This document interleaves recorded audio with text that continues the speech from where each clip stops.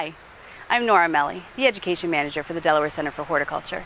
Today I'd like to introduce our Green Thumb mini-series on composting systems in anticipation of our virtual Food Waste Symposium that's coming to you in 2021.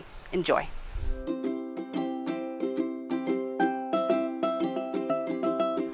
Hi, I'm Nora, the Education Manager for the Delaware Center for Horticulture.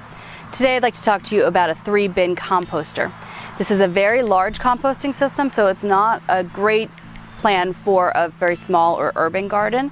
But if you have a large space, you have a lot of garden and food waste, this is a great system. The first bin is where you're adding new material. So you're going to be always adding to the first bin. As this fills up, you move it to the second bin. The second bin is where you're going to be turning it and letting the decomposition happen. Once you move it out, you start to refill the first bin.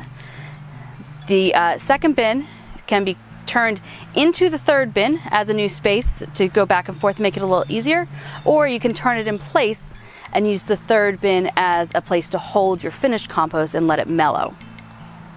This is an open design. It allows worms, soil organisms to come up out of the ground, which is great, but it also allows for animals, raccoons, skunks, possums, things like that to get into your compost. So if you have an issue with animals, there are some techniques that you can use to help with that, but it can be a concern. Smell is also a concern with this open system because you have it all open to the air.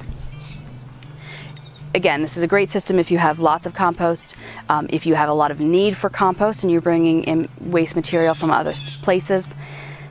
If you have any questions, please leave us a comment. Thanks for watching.